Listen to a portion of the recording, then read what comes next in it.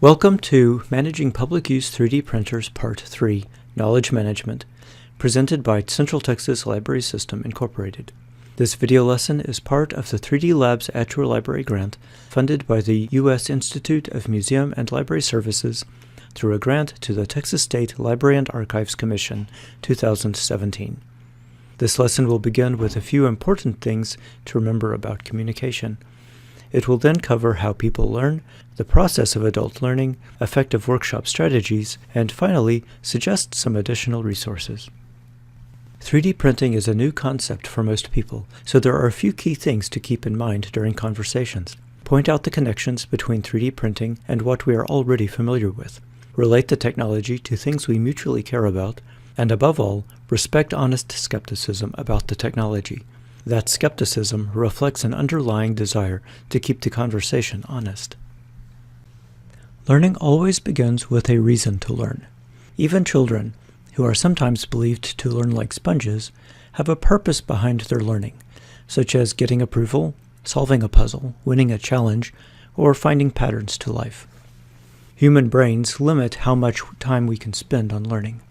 Productive learning slows down after 2 hours and stops entirely after 4 hours. We then need at least 2 hours of rest before learning again. Doing something else for a while, like jogging or trying to learn a different thing, does not count as rest.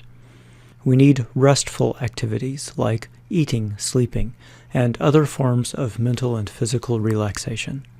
The brain uses this time to transfer short-term memory into long-term memory, and then internalize those memories for later use. This cycle, 3 to 4 hours of focused experience, followed by 2 hours of reflection, is the most efficient way to learn, and also marks the limit of what we can reasonably expect of people.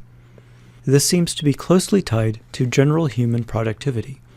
Experts who are paid for results and have the freedom to set their own schedules learn to optimize their time by working intensely for 4 hours each day and spending the rest of the day doing things that need to be done but do not directly earn money. For the library, this means the people assigned the task of providing the service also need to be assigned the time to learn the service. Blocks of dedicated time need to be scheduled, and people need to spend their scheduled time focused on learning. The cycle of focused practice and reflection eventually leads to expertise, but it takes a while. When people learn a sport, an art, or a job, it takes about 1,500 hours of deliberate practice to become good enough at it. That is 4 hours a day, 5 days a week, for a year and a half. Or in a job setting, 10 months at 7 hours a day with a 2-hour rest break in the middle. Assuming a routine of 4 hours a day, 5 days a week, the next step of becoming pretty good takes 5 years or 5,000 hours. Really good takes 8 years or 8,000 hours, and becoming an expert takes at least 10 years or 11,000 hours.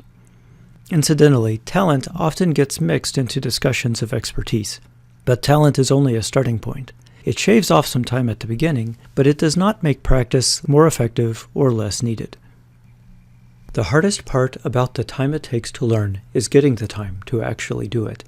Adults are notoriously impatient with each other and themselves. Getting paid to spend 4 hours learning every workday is not viable. A more modest 4 hours per week is viable if staying current or up to date on job-related skills is part of the job description. Using 3D printing as our example, 4 hours per week for 3 months will allow a staff member to learn the technology well enough to help the public perform basic tasks with the software and operate the equipment.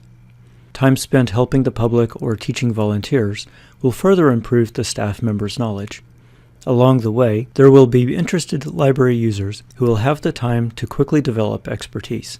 Some of those people will make good volunteers and may be willing to help the public with 3D printing in exchange for the additional time and experience with the equipment.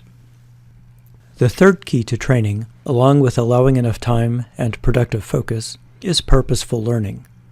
Purposeful learning means paying close attention while doing hard things. Education scientists have studied learning in many fields, especially sports, music, academics, and healthcare.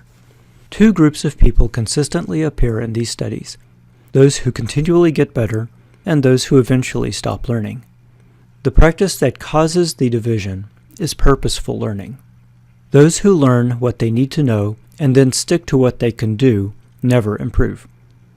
The main problem, and a particular issue in the health industry, is that people do not reliably stay at their obtained ability. Doctors, for example, are able to identify uncommon health problems when they leave medical school, but lose that ability as they fall into the habit of sticking to what they know. Thus, continuing education is really necessary for anyone who does not want to lose his or her edge. People become the real experts in their field by pressing on after they become good and pursuing things they do not know how to do. By pushing themselves to continually get better, they avoid the trap of trusting intuition without question. They instead focus on details and are watchful for their own mistakes. They are also better able to recognize and address unusual situations. This is most easily observed by watching professional golfers practice. The best golfers attempt things that they cannot reasonably expect to succeed. They sometimes start in the sand or in the water or in the rough behind trees. They sometimes create a mistake on purpose so they will recognize what is happening when it occurs and instantly know how to correct it. They put themselves in difficult situations because they want to be good anywhere, all the time. Meanwhile, the golfers who try and try but cannot get better have limited themselves to repeating what they know they can do. Purposeful learning, preparation time, and allowing staff to focus. These three things must be included when adding a 3D print service to the library. The same is true when adding any new service. Adult learning follows a process that is somewhat different from the way children learn. The fundamentals remain the same, but the importance of each step changes as we get older. Motivation is a critical part of adult learning. It is half of the battle to getting adults in the door so they can start to learn. Begin by listening to the people you are training before the training actually begins. By getting to know people, you can make the training relevant to them. The training itself needs to follow the whole, part, whole pattern. Begin by reviewing the big picture and how the thing to learn is relevant to what the students want to do. Then teach the details that people need to learn. Finally, apply those details to example situations so the students can see how their new knowledge works in practice. The change from child learning to adult learning is very gradual. Children start out thinking that almost everything is equally important. As they get older, they develop preferences that increasingly focus their attention. By age 8, children are venturing into adult-style learning, and by 16, have almost completely transitioned. This shows in the attendance records for library programming. Getting a crowd of children is not that hard. We have to convince tweens and teens that the program is relevant to them personally. Older teens and adults have additional constraints on time, so the program has to be both relevant and at a convenient time, or else so important to them that they will rearrange their schedules to accommodate. This means we have to be very strategic when developing workshops for the public. 3D printing could be introduced in a regularly scheduled tween time or teen time, but this approach is usually too random to get good results. Tween and teen advisory boards are a good place to begin for ideas. Similarly, schools and colleges have classes and clubs that can be approached. Adults also have clubs, associations, and interest groups.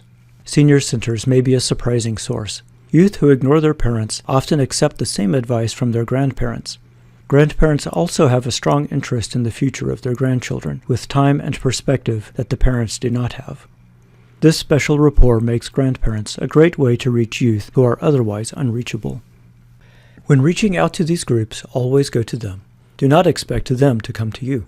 They usually have standard meeting places and times. Ask to attend as a guest and speak to them as a group. Begin by asking them about their interests, goals, and problems. Then introduce the library service in a way that makes it relevant to them. If they want to learn more about it, then get them to design the workshop, meaning they should choose what it will cover and then schedule the time and place. Provide feedback on the scope of what they are requesting, like whether they can learn what they want in a single workshop, or if they need a series of workshops instead. Only offer suggestions if they want to do something but have trouble understanding how they might use the technology. Also be open to giving the workshop where they are instead of in the library. When presenting the workshop, begin by reviewing the purpose of the workshop, that is, reminding everyone what they said they wanted. When demonstrating the software or printer, get one of the attendees to assist. The person may be a spontaneous choice or arranged beforehand as appropriate. The important part is for people to see each other learn and understand that no one will judge them harshly for needing more time, because hard things do need time. Most importantly, people need to see that mistakes are not problems. Mistakes are the times when we learn. Adults tend to carry a burdensome myth that mistakes come from childishness instead of learning. Dispelling this myth is an important step that lets adults give themselves permission to learn. End the workshop by asking attendees what they would like to do with the service and when. If time allows, give the printed object a try. Encourage people to learn more, do more, and improve what they already have. Use this time to make sure the service is available to people in a way that will let them use it. Thank you for listening to this lesson on knowledge management. Links to the resources mentioned, as well as some additional resources, may be found in the script, which is also available. The next lesson is about policies and procedures for public libraries.